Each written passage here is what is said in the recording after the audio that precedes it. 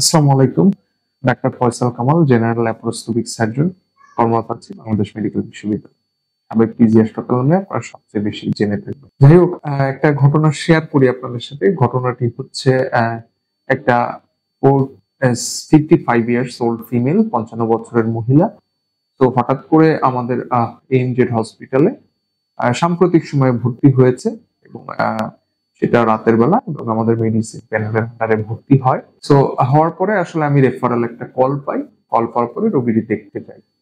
তো যাওয়ার পরে যেটা হয়েছে, আমি গিয়েই দেখি রোগীটা বেশ টক্সিক এবং রোগীর জ্বর আছে, রোগীর কয়েকবার বমি হয়েছে এবং রোগীর পেটে প্রচন্ড ব্যথা এবং রোগী বলছে যেটা যে তার ব্যথাটা পেটের মাঝখানে ছিল এবং পেটের ডান পাশে সেটা এখন ব্যথাটি সরে গিয়েছে এবং গত 4 দিন আগের থেকে ব্যথাটা শুরু। তো এরপরে আমি যেটা দেখলাম আসলে এক্সামিনেশন করে আমার কাছে এটা মনে হলো যে একটা অ্যাপেন্ডিসাইটিস, অ্যাপেন্ডিক্সটা ইনফেকশন হয়েছে এবং এটা পসিবলি খুব চান্স আছে যে এটা গত 4 দিন আগে হওয়া এবং ব্যথা কমছে না, পরবর্তী বরঞ্চ বাড়ছে পরপর। সেটার খুব সম্ভাবনা আছে বার্স্ট অ্যাপেন্ডিক্স হওয়ার, অথবা অ্যাপেন্ডিক্সটা ফেটে গিয়েছে কারণ বিকজ লোকাল মাসেল গার্ডিং ছিল আর কি অ্যাকচুয়ালি। সো এর সাথে রোগীর যেটা ছিল, রোগীর 4 বছর আগে একটা 2 বছর আগে 1 বছর আগে একটা অপারেশন হয়েছে, সেটি ছিল হার্নিয়া।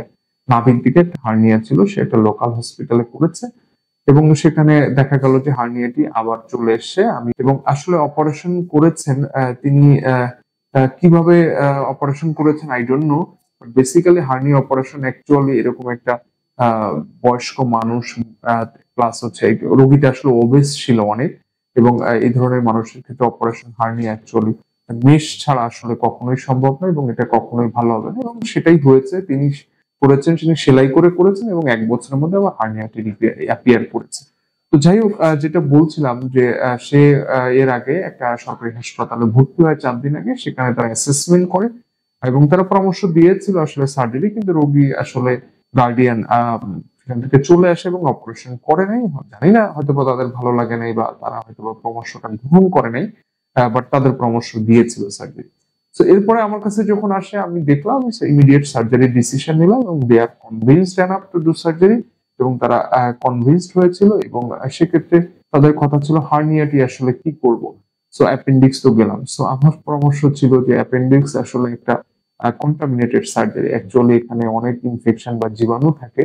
সো আমরা অবশ্যই ল্যাপারোস্কোপি করব এবং হার্নিয়ার যে ব্যাপারটি আছে আসলে এই অ্যাপেন্ডিক্স, বাস্ট অ্যাপেন্ডিক্স বা পারফোরেটেড অ্যাপেন্ডিক্স, এই সার্জারির সাথে আসলে হার্নিয়া অপারেশন একদমই করা যাবে না।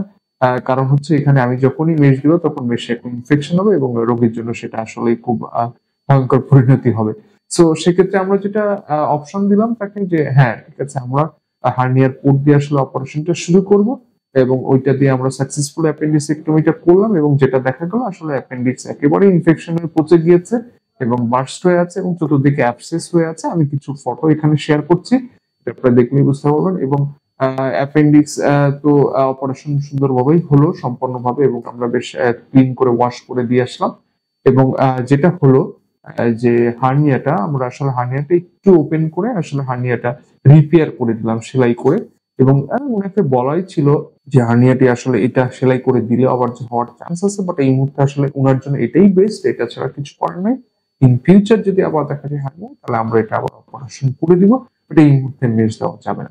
সো যাই হোক, যেটা আসলে এখানে পরামর্শটা ছিল আসলে অ্যাপেন্ডিক্স অপারেশন হলে আসলে সার্জনরা যদি পরামর্শ দিয়ে থাকে আসলে অপারেশন, তাহলে আসলে করে ফেলাটাই উত্তম। বিকজ আসলে এটা আপনি যত ডিলে করবেন আসলে এটা বিপদ হওয়ার সম্ভাবনাই সবচেয়ে বেশি, যেমন এক্ষেত্রে হয়েছে।